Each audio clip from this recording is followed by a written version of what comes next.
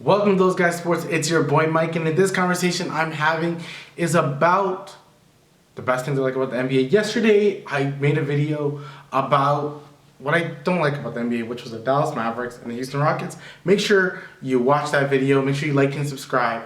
You know, I'm doing TikTok videos as well. Hopefully I'm going to start add that to the channel, some shorts or whatever. Doing all that. It's pretty cool. Pretty cool. But I wanted to talk about something I like in the NBA. And I have my trusted phone because I need my phone throughout this because it further proves why I like it so much. What I like about sports and what's the best part about sports is that you never know who's going to win. It's not predetermined. You never know who's going to win. That's what makes, like, you know, if you ever watch the NHL, like, you never know who's going to win the title.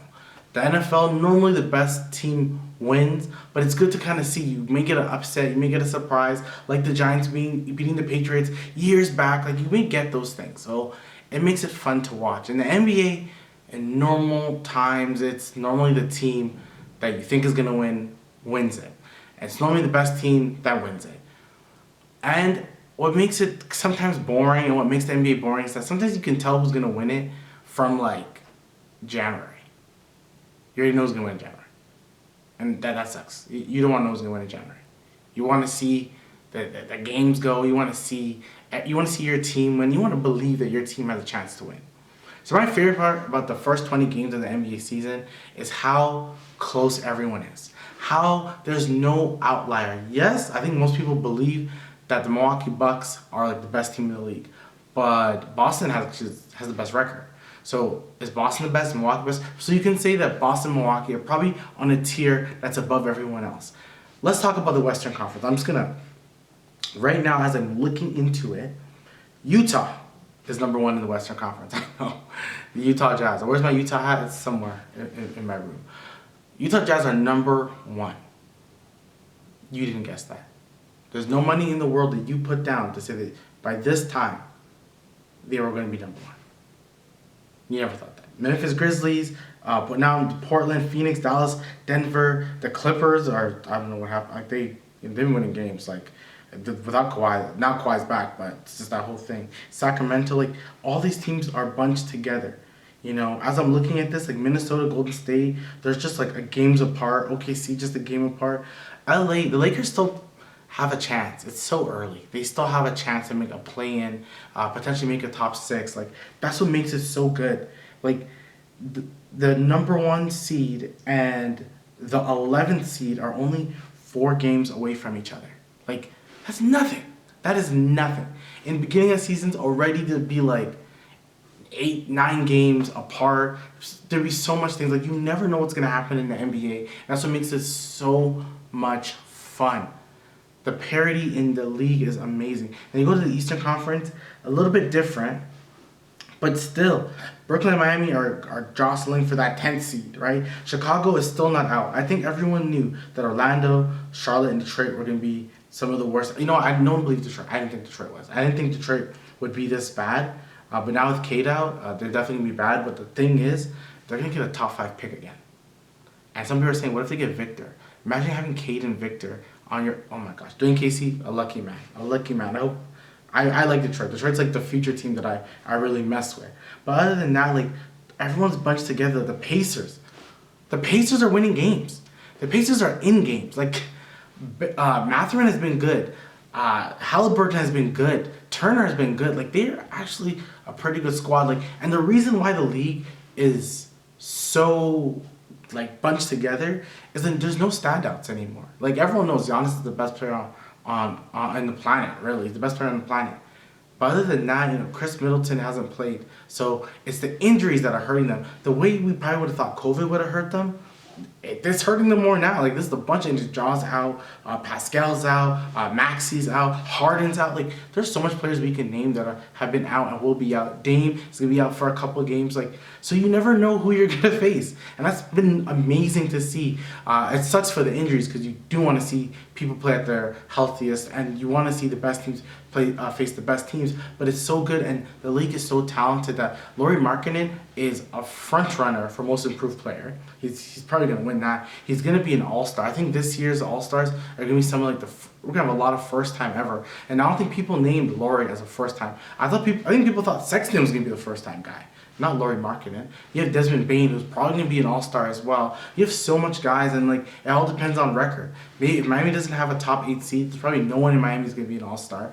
If Toronto has one, if Pascal's not back in time, it's going to be OG. Like there's so much guys with Brooklyn. It's KD. KD's leading this team. Kyrie's back. Like Philly, Maxey was playing like an all-star, but now it's just probably going to be Embiid. Like it's just so much is happening in the league, but it's every day makes it thrilling to watch. And quite frankly, this sounds bad, but LA not being great and LeBron not being dominant anymore has made the league have more parity.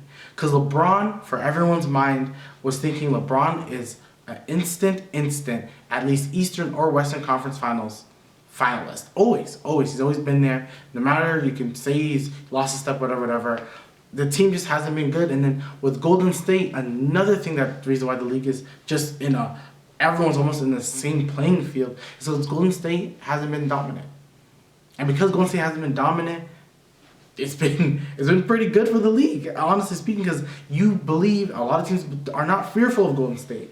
Yeah, Golden State won. Some people are arguing that Golden State's path wasn't the hardest, and this year's going to be much harder to make it. There's teams like Phoenix who have been without Chris Paul, but are still able to win games because Devin Booker is leading them. You have Denver, who I and most people probably thought were going to run away with the Western Conference, have not run away with the Western Conference at all. Murray is still catching his breath. Some games are good, some games he's still getting back to what he used to be. And that's good. It's so much fun to watch. The league is so much fun to watch. And the thing is, what's happened a lot, and people need to realize this, a lot of the great teams that we had in the past, they oversaturated their talent. So there's so much guys in their top end, like Golden State Warriors, are all making the money up top. Clay's making a lot of money, Draymond's making a lot of money, and Steph's making a lot of money. So is Wiggins. So all those 4 guys are making so much money, but what does that hurt? Your bench. But look at a team like the Grizzlies, where their bench is so good. It's because you have a bunch of guys who haven't got paid yet, and they've been role guys on a bunch of different other teams that are playing better. There's so much role players that have left that championship winning teams and have gone to other teams to only make them better. The league is not top heavy anymore. The deepest team, somewhat has said, have been the Clippers, and quite frankly, they've been kind of mid all season, except Paul George, who once again has been an all-star. There's so much greatness we're seeing in the league. We have someone like Kyle Kuzma, who's playing so well, and is he gonna be an all-star? Porzingis has played well.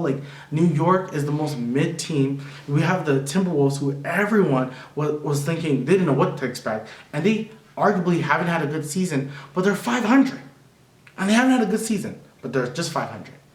It's not like anything's really been that bad. There's no outlier teams that have been that bad besides a team like LA.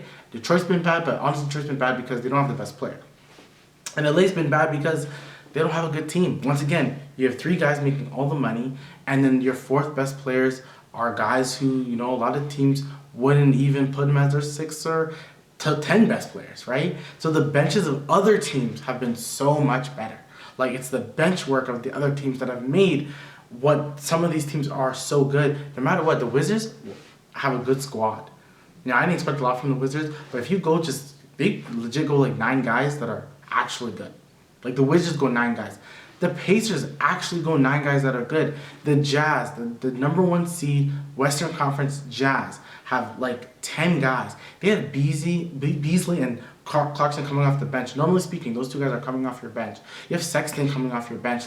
You have that's pretty good. That means offensively, when you're going against another team's bench, those 3 guys can light you up. You just never know. The league is so beautiful right now. The league is so good. It's so pretty to see. The greatness of the league is in full force, and it's wonderful. It's honestly, the first 20 games of the season have been amazing. The way it's looking if you're a 43-37 team, you may be a fifth seed in the Eastern Conference. You may honestly be a fifth seed because no one is becoming an outlier. I do think Boston is probably going to win like 55 to 60 games. I do think that. There's always that one team that does kind of stay away from the pack, and I think that'll be Boston. But Boston's pretty deep as well. They don't have their best rim protector in Robert Williams. Like, they're only going to get better. Brogdon, White, these guys are all good players. So it's like all these teams are so good. Like, some of the worst teams are good.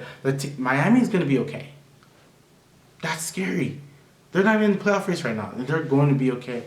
Brooklyn, we never know what's going to happen there. Philly, once again, you want a team that most people thought would be like the number one seed, including myself. Like, what's going to happen there? We don't know, and that's what makes this so much fun. I truly think the Lakers are going to win a couple games.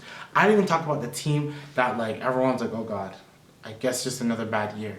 The Sacramento Kings. I think a lot of us are like, oh, damn, it's just, maybe they'll just never win. Maybe this team is, now they're in a playoff. They're the best California team. Probably. If Kawhi's playing, they'll be. Right now, they're playing like the best California team. De'Aaron Fox is probably going to be an all-star. See, this year may have like some of the newest all-stars we've ever seen. Like, it's going to be we're really going to see the people like, we already saw like Wade is gone. Bosh and them are all gone. Chris Paul, some say has fallen off.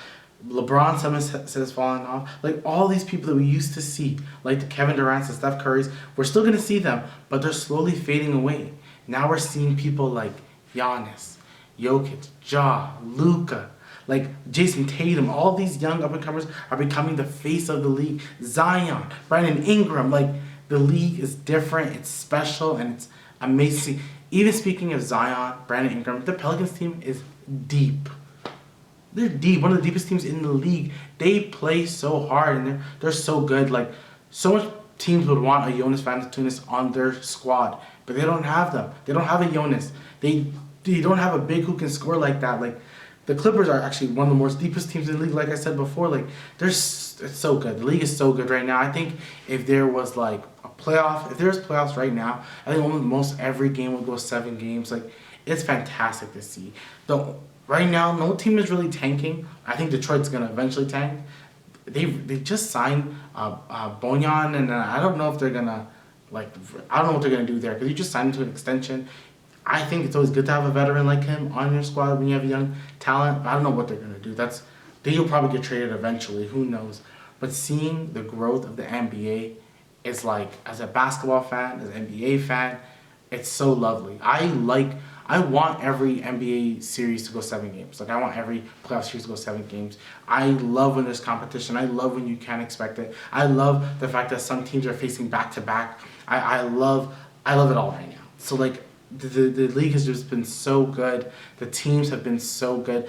I talked about the fact that I hate the Dallas Mavericks. I don't like the fact that they played Luka-centric. But, overall, they're still a very deep team. They're still a very deep team. Luka has a lot of, like, third, fourth string guys. He doesn't have that second guy, but he has a lot of third option guys. Like, he has multiple third option guys. Like, Dinwiddie's a third option guy. Wood is a third option guy. Tim Hardaway Jr. is a third option guy. Like, he has a lot of third options. Like, which has made his team pretty good. And I don't know, the league has just been fun. It's been super fun. The injuries have truly sucked. Have hurt the game, but overall, in watching the game, what has made us all happy in watching the NBA this season is the fact that this parity, like, most teams have already lost like 6 games. Like, that's a bunch of teams. Even your best teams have lost 6 games. Like, Milwaukee's they're winning every single game, and now they've lost a bunch of games. I swear they're like 4-7 in the last, like, come on, like, the league is great. The league is great. Teams are going on runs. Teams aren't as healthy. It's honestly going to be the survival of the fittest. Who can be the healthiest at the end of the season is going to make it. Boston has been the most dominant team with the Milwaukee, and quite frankly, the Utah Jazz as well. We're not really talking about them as much, but we should be. Utah's my team. I really want to go for Victor, but the way they're winning games, the way Lauri's playing, sometimes it's a gift and a curse. Sometimes you want to lose games, it becomes a gift and a curse. You still have a bunch of draft picks. You're just hoping Minnesota tanks and gets bad. If Minnesota tanks and gets bad, you still have their draft pick. Like, Utah's still in a pretty good site. Utah could trade all their players for first round picks. They really could. Like, the league can change in an instant, But right now, there's so much parity. It's beautiful to see. Tell me what you guys think. What do you guys love about the NBA right now? Is it what I'm saying? Is it something else? Comment below, like and subscribe, and I'll talk to you again.